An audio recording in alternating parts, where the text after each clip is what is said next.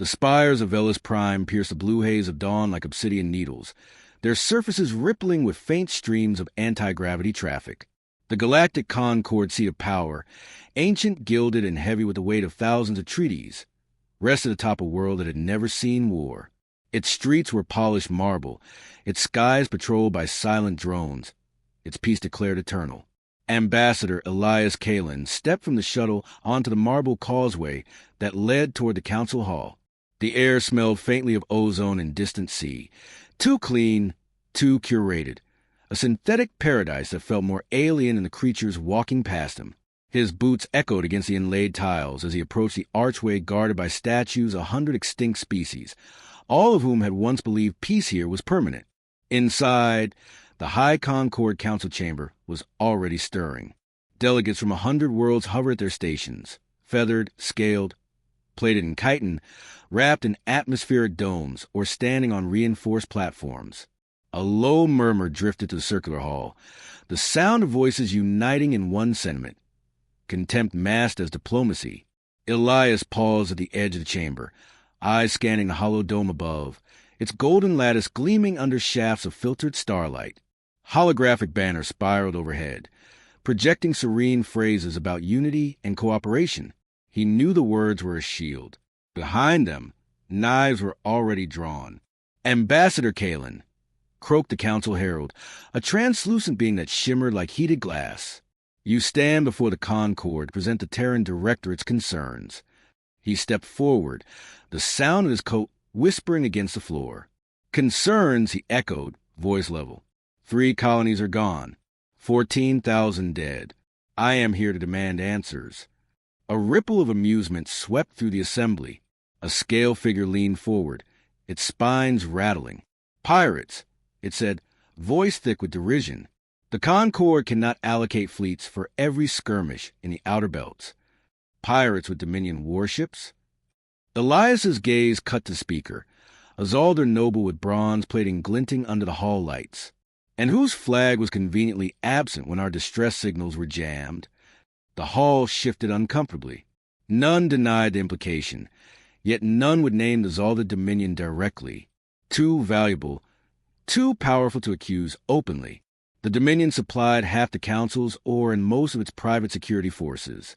High Marshal Vierwainen Zaltor watched from across the chamber, flanked by 2 of his armored guards. His mandibles clicked once, faintly, before curling in what passed for a smile. Careful, Ambassador. Reckless accusations breed instability. Elias kept his expression calm, almost courteous. Instability has already arrived, Marshal. We buried it with our children. A low hum from the central dais signaled the moderator's intervention. The council's many eyes turned toward the tall, silver-skinned figure who presided over this fragile union. The Concord mourns your losses, it said in the neutral tone of someone who had repeated condolences 1,000 times. We will open a committee to investigate. No, Elias's voice cut through the chamber like a drawn blade. You have committees. We have corpses. A sudden silence fell. The translator nodes flickered, struggling to capture the weight behind his words. Across the hall, a few species shifted uneasily. Most did not care. Humanity had been convenient for decades. Traders, laborers, negotiators. Useful, yes, but never dangerous. You seek war.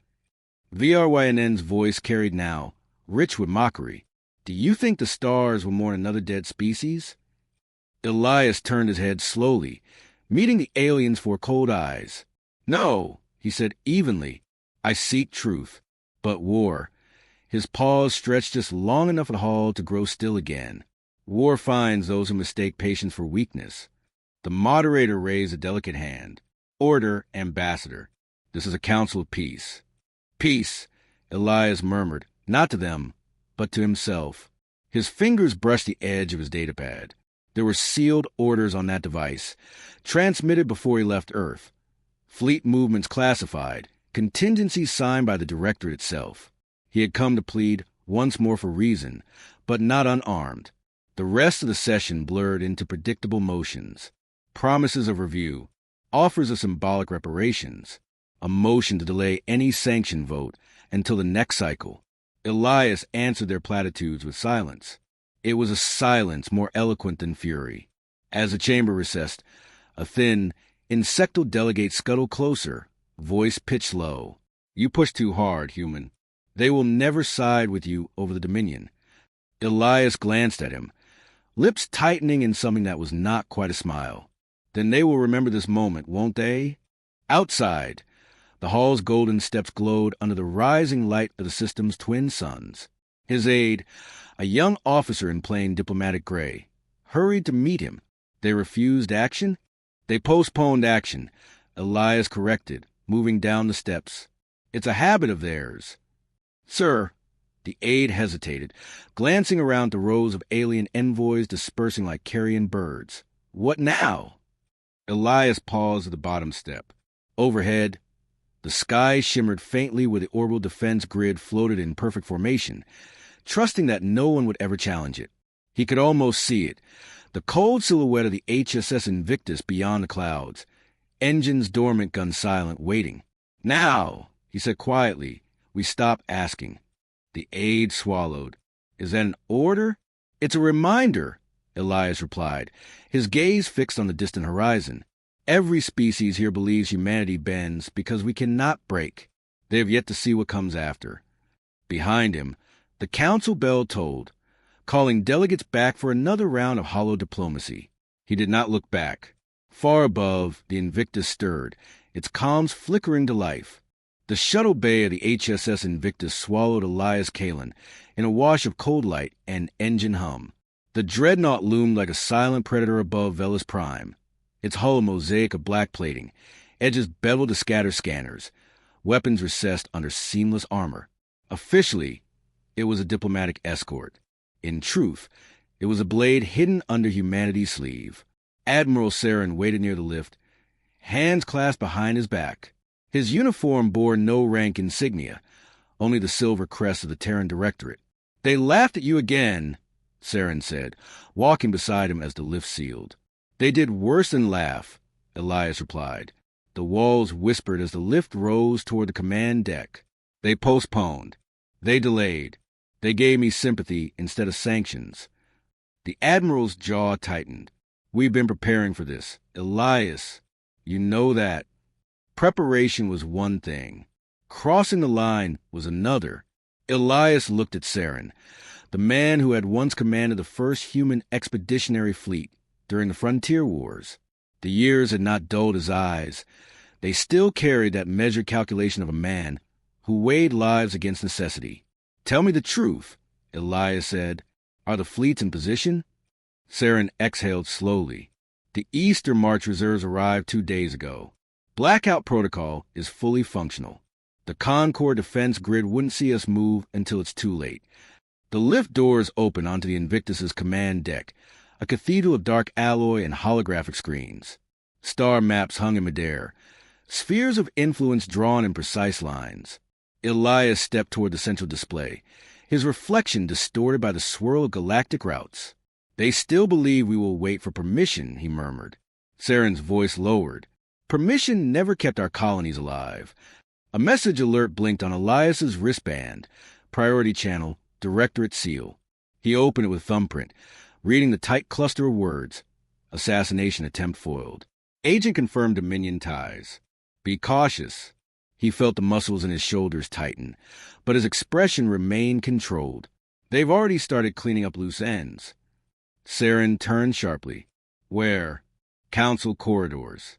A hired blade. Failed, but not sloppy. Elias deactivated the message. They want this to look like a minor skirmish until our delegation disappears. The Admiral's fingers drummed against the console. You shouldn't stay here. That would look like retreat. Elias fixed his gaze on the swirling map. No, we stay. We listen. And when they refuse us a second time, we make the choice for them, Saren finished. His tone held neither joy nor hesitation, only a soldier's readiness. The comm officer approached, voice clipped. Ambassador, encrypted channel from Earth Command. Immediate priority. Elias nodded and followed her to the private chamber. The door sealed with a hiss, and the projection bloomed. 3 figures in the Directorate's shadowed council hall, their faces half veiled by security filters. The center figure spoke first, a woman with the kind of stillness that came only from decades of hard decisions. "Kalen, report." He did, without embellishment. The laughter, the delay, the Dominion's shadow stretching across the chamber. When he finished, silence settled like frost. "You were authorized to seek justice," the woman said at last. "Did you find it?" "No," Elias replied. "I found their price for peace. It is always paid in human blood." Another counselor leaned forward, his voice gravelly. "Then you know the directive." Elias met their gaze through the static haze. "If we cross that line, there is no return." "There is no return," the woman agreed. "If we don't." The connection cut, leaving only the low hum of the chamber. Elias closed his eyes briefly. He had been trained for this, for diplomacy at the edge of a blade, but the weight of what was coming pressed against his ribs like a vice. Later, in the officers' mess, Saren joined him at a quiet table overlooking the planet's stormy horizon. Velis Prime's twin suns painted the clouds in sheets of gold and iron gray. "They'll come for you again," Saren said, setting a steaming mug down. "This place isn't neutral. It never was." "They think assassination will make us beg for their mercy," Elias replied. He stirred the mug absently, the aroma of bitter scent coffee rising like smoke. "They don't realize mercy was never part of our survival." Saren's mouth twitched, almost a smile. And the council?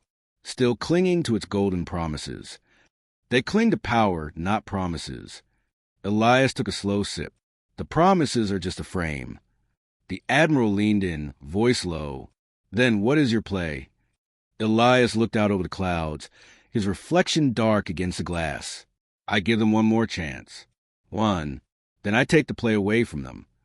That night, as the station lights dimmed and the Concord capital settled into artificial dusk, the first fragments of humanity's hidden fleet slid from their shadowed orbits.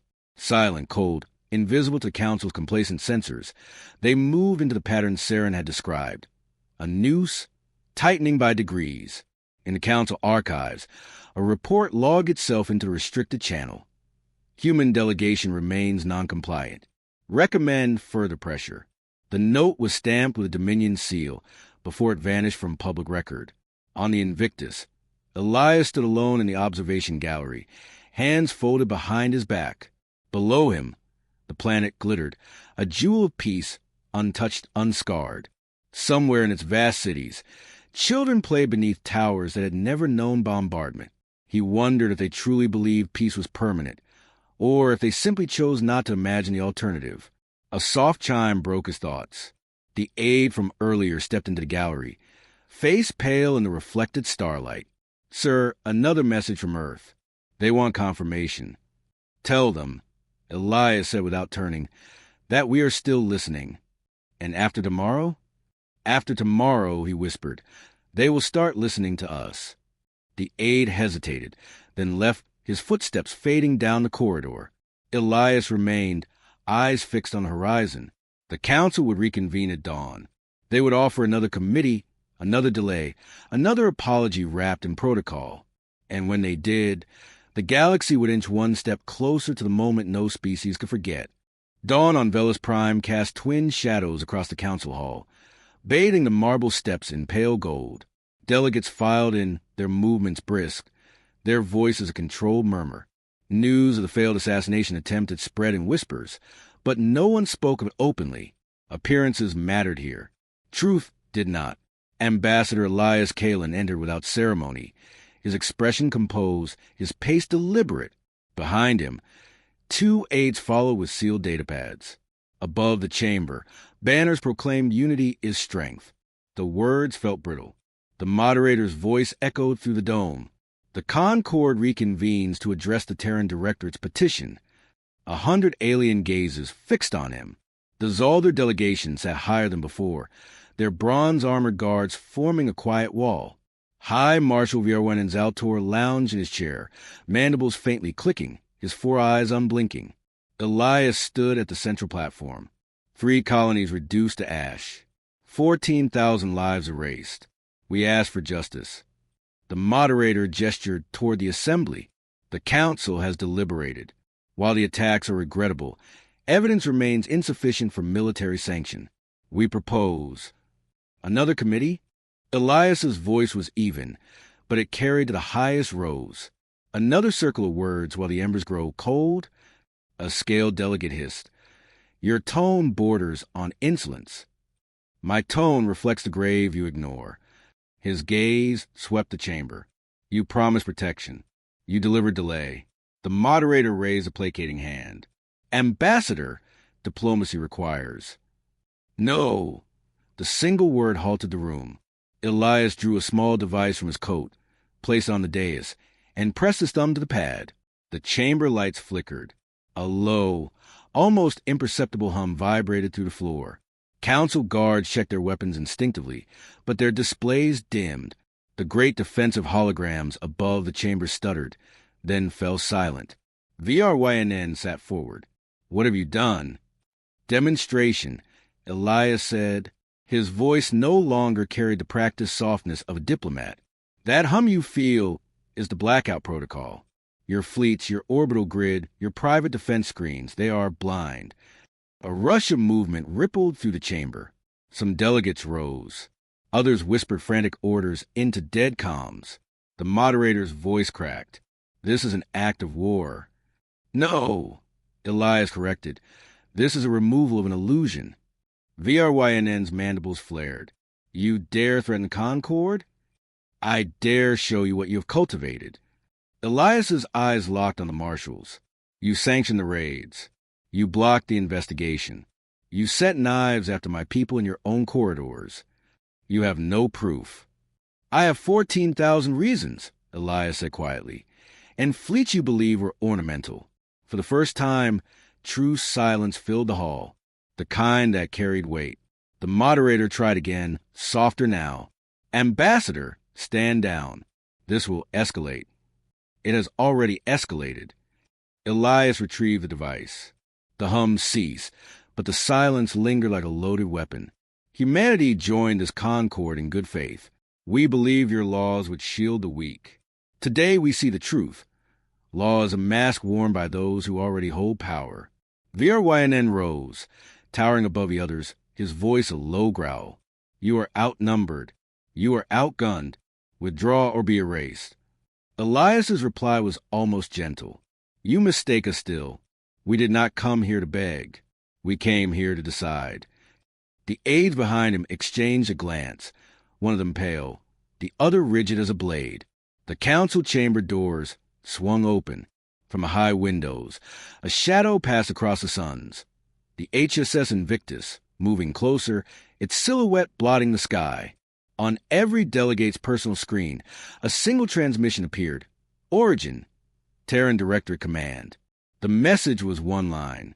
The Directorate no longer recognizes the authority of the Galactic Concord.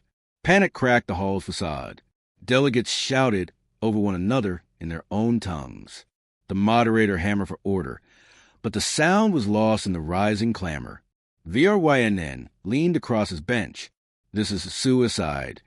No, Elias said, and his voice cut through the uproar like a blade through silk. This is survival. He turned and walked from the dais. Not hurried, not triumphant. Each step measured. The chamber guards parted, their calm still lifeless. Outside, the sky above Velis Prime shifted. Hundreds of faint, needle-like signatures appeared where there had been only empty stars. Humanity's fleet, long dismissed as ceremonial escorts, now unfolded in full formation. No warning shots, no broadcast of intent, only the quiet presence of force. Saren's voice met him on the comm as he stepped into the waiting shuttle. Signal confirmed. Blackout holds. The grid is deaf. Elias settled into his seat. Hold your fire unless fired upon. You think they'll risk the first shot? They already did, Elias murmured, watching the council spires shrink beneath the shuttle's glass. We are just answering late. As the shuttle rose, the Concord's golden banners fluttered in artificial wind, their slogans unreadable from this height. Elias rested his hands on his knees, feeling the faint tremor of the engines. An aide across from him whispered, "What happens now?" Elias's gaze remained on the horizon where the Invictus loomed like a patient leviathan. Now, he said, we show them what comes after diplomacy. The aide hesitated. And if they surrender? Then we'll talk, Elias replied, but not as their petitioners. Far below, the council chamber erupted into chaos. Motions for emergency powers, calls to scramble fleets that no longer answered, frantic transmissions to Dominion warlords already mobilizing. The illusion of control crumbled in less than an hour. By the time the suns reached their zenith, the first Concord merchant convoys had fled orbit.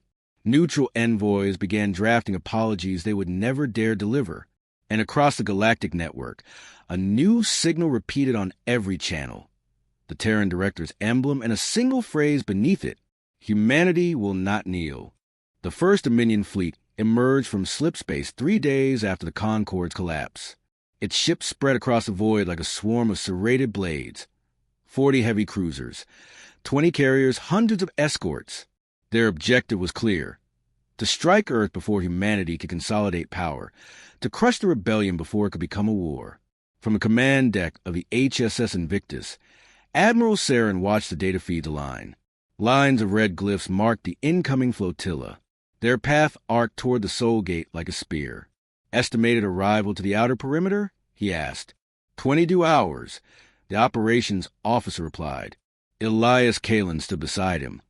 Cloak unfastened, collar open as though the weight of diplomacy had finally been shed. His eyes stayed on the tactical map. They're betting on speed. They think we'll scatter. Saren's fingers tapped the console once, a quiet signal to the waiting staff. And we prepared for that bet. In the darkness beyond Velas Prime, hidden fleets stirred. Stealth frigates that had spent years disguised as freighters shed their shells. Orbital platforms, long dormant, blinked to life with pale arcs of kinetic charge. For decades, humanity had played the docile member state. Now, every quiet investment became a blade. Do we strike first? Saren asked. Elias considered the question. The old ambassador within him whispered restraint. But the envoy who walked out of the council hall 3 days ago was gone. No, he said finally. We wait until their boots cross our threshold. Then we make sure they never cross it again. The Dominion fleet entered the Soul Gate with the precision of a predator. Their lead carrier broadcast a single message: surrender your fleets. Submit to arbitration. Resistance will be punished. On Earth, evacuation sirens wailed across the Pacific Rim. Civilians flooded subterranean shelters that had been mocked for decades as relics of paranoia. Above them, the Invictus and its sister ships formed the first shield line. Saren's voice cut through the fleet comms. Phase 1, engage blackout. A ripple of pulses cascaded from hidden satellites, invisible to naked eye but lethal to unshielded electronics. The Dominion fleet's formation fractured as half their sensors dimmed. Their carriers staggered, struggling to reorient. Now, Saren ordered.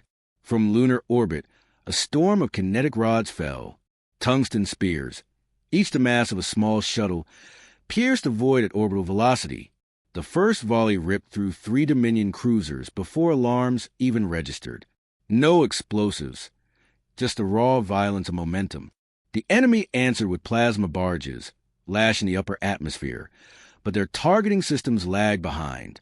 Human stealth frigates darted through the confusion, delivering micro-singularity mines that clung to hulls like parasites before detonating in silent blossoms of warp gravity. On the bridge, Elias gripped the railing as the tactical feed painted the void with shifting colors. Blue for their fleet, red for the Dominion. Too many reds still remained. A junior officer turned toward him. Sir, neutral species are transmitting requests for safe passage through the Soul Network. Granted, Elias said without hesitation. Let them watch. Let them see what happens to those who call us prey. The officer blinked. You want witnesses? We need witnesses, Elias replied. His voice carried no heat, only certainty. Hours later, the first Dominion carrier cracked open like a burning fruit, its core splitting under a rail strike from the Invictus. Saren's crews cheered, but the Admiral silenced them with a raised hand. Hold discipline. This isn't over. And it wasn't. A second Dominion wave bled through slip space, heavier than the first. Their flagship, the Ravager Dawn, took point. High Marshal Vierwainen Zaltor himself at its helm. Elias stared at the looming signature. So he comes. Saren glanced at him. He'll aim for the ship. I hope he does. As the two fleets closed, a channel request blinked on the main screen. Dominion Encryption Priority Command. Saren looked to Elias. He wants to talk. Put him through? Vierwainen's visage appeared, mandibles slick with battle gel, eyes gleaming with contempt. You think this is victory? He snarled. You ambushed merchants and cripples. Now you face a fleet. Elias stepped into view, calm as a man discussing weather. You burned our colonies. You hunted us in corridors you called sacred. This is your consequence. You will kneel, Vierwainen hissed, or your world will be ash. Elias leaned forward, his voice low enough to force silence across the bridge. High Marshal, listen carefully. We begged once. We waited twice. This, he gestured to the burning wrecks on the feed, is what we become when you leave us no third. Vierwainen's mandibles twitched, then died screaming. The transmission cut. The battle turned vicious. The Ravager Dawn unleashed a storm of heavy lances, tearing through two Terran frigates. Human rail batteries answered with coordinated strikes, punching through its forward shields. In the chaos, humanity deployed its ace.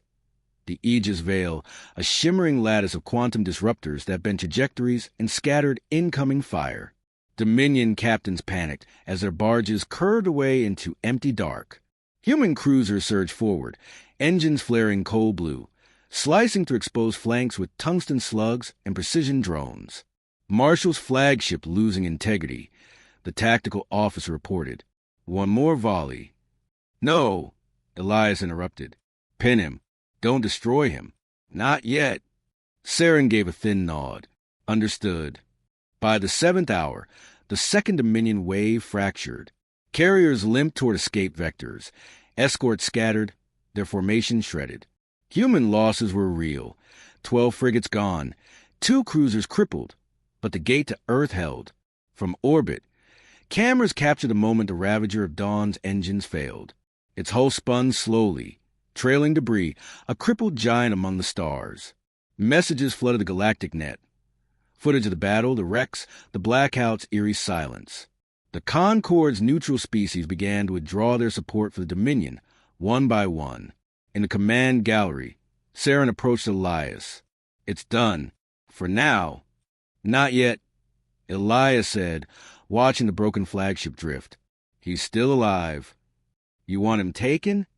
I want him brought, Elias corrected, to Velis Prime, in chains. Saren frowned. You mean to face him in their chamber? I mean to end this in the same hall where it began. That night, Earth slept under a new sky. Human fleets held the orbitals, their beacons burning white in the dark. Broadcasts carried a single message across every network. Humanity stands. War was your choice. Peace is ours to grant or deny. The Council Hall of Velis Prime, once the heart of interstellar law, had never known such stillness. Its vast golden ribs, so often echoing with haughty decrees, now bore witness to the unthinkable. The Dominion High Marshal, Vierwainen Zaltor, marched in chains. Crowds of envoys and observers lined the terraces, murmurs flickering through them like static. They had seen the battle footage. Dominion fleets torn apart, their flagship dragged back crippled. What they did not expect was this. Humanity not begging for a treaty, but bringing its enemy to heel before the galaxy's eyes. Elias Kalen walked behind the guards, escorting Vierwainen, cloak trailing lightly over the obsidian floor. His face was calm, unreadable, the same face that had once pleaded in this very hall for mercy, for time, for compromise. That man was gone. As the Dominion contingent was forced to kneel before the dais, Archon Keth finally broke the silence. Elias Kalen, he said, voice carrying over the assembly. You return uninvited, with armed presence in violation of council sanctity. Elias met his gaze without a flicker. Sanctity ended when your fleets crossed our skies. He replied evenly. We asked for peace. We were given ash. The hall murmured again. The Archon gestured at the chain High Marshal. What is your purpose, bringing him here? To finish what your justice never began, Elias said. VRYNN raised his head, mandibles twitching in defiance. You think the spectacle means victory? You crippled a wave, nothing more. The Dominion is endless. Elias stepped closer. The faint hum of his wrist interfaced, the only sound between them. Endless, he repeated softly. So was our patience once. He activated the projection. Holographic feed sprang to life above the dais. Dominion shipyards burning. Hidden human fleets advancing on supply chains that had, until a week ago, been considered untouchable. Sabotage cells had struck 6 more sectors in the last 48 hours. The images were not threats. They were facts. You started a war you believed we couldn't fight, Elias continued. Now your empire bleeds faster than it can count the wounds. The Archon slammed his staff, the chime echoing. This is not the Council's way. No, Elias said, turning to face the assembly fully. It's ours. For a heartbeat, the hall held its breath. The weight of the word settled. The quiet, measured declaration that humanity would no longer play by rules written by those who saw them as lesser. A neutral envoy rose from the side benches. Ambassador Kalen, what do you intend to do with the Marshal? Elias looked down at VRYNN. The creature's breath came in harsh rattles, yet defiance still burned in his gaze. He led the first strike on our colonies. He authorized the raising of Kepler-7. He declared our extinction as policy. VRYNN bared his fangs. We do not regret the weak. Elias did not flinch. We are no longer weak. With a quiet gesture, he signaled the guards. A pulse emitted from their gauntlets. Precise, silent, final. VRYNN stiffened, then collapsed, the light leaving his eyes before he hit the floor. Gasps erupted from the terraces. A Dominion warlord, executed not in shadow, but in the Council's heart. Not a trial, a statement. The Archon staff struck again, this time more in fear than command. You have violated the core tenets. No, Elias interrupted, voice low but carrying. You violated them when you allowed genocide to masquerade as law.